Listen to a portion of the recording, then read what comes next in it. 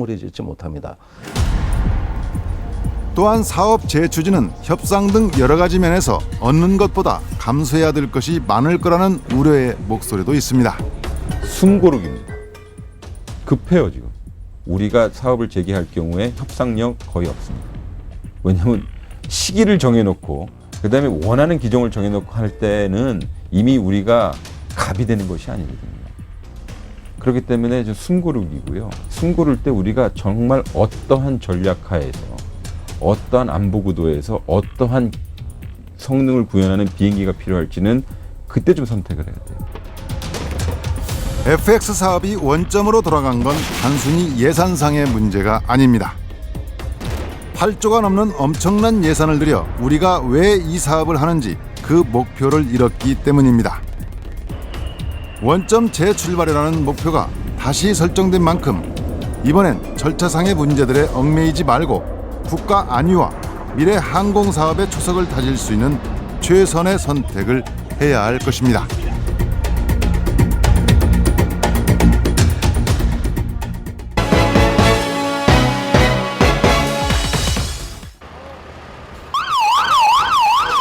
조용하던 소방서가 갑자기 분주해졌습니다. 불이 났다는 신고가 들어온 겁니다. 공동주택에서 들어온 신고. 자칫 많은 부상자가 나올 수도 있기에 소방대원들은 더욱 긴장합니다. 조금이라도 빨리 현장에 가야 합니다.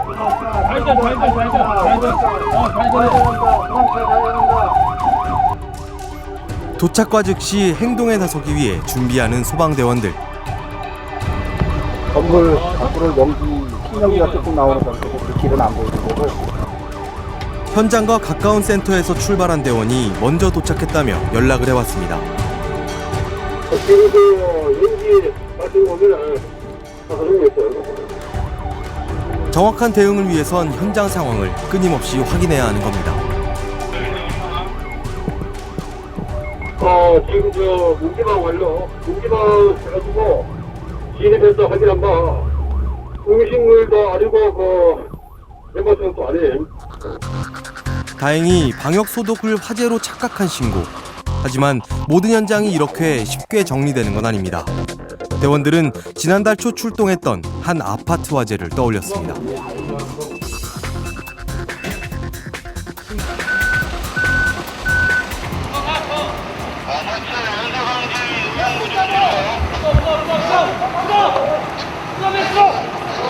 그때가 자정 좀 넘은 시간이었었거든요. 소방서하고 거리가 얼마 안 돼서 바로 현장에 도착을 해보니까 화재가 난 층에서 그 화염이 창문 밖으로 분출을 되는 상황이었었어요.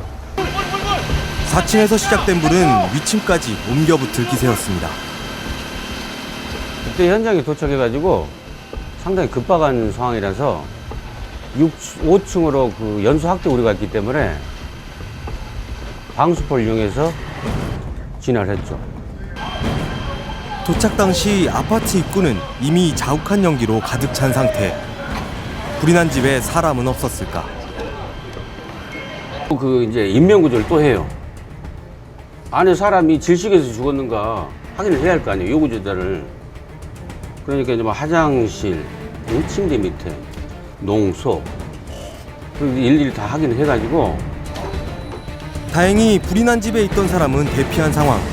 하지만 이웃집에선 불이 난 걸 모르고 있다가 뒤늦게 빠져나온 사람이 많았다고 합니다. 연기 감지기까지 작동했는데 어떻게 된 일일까요?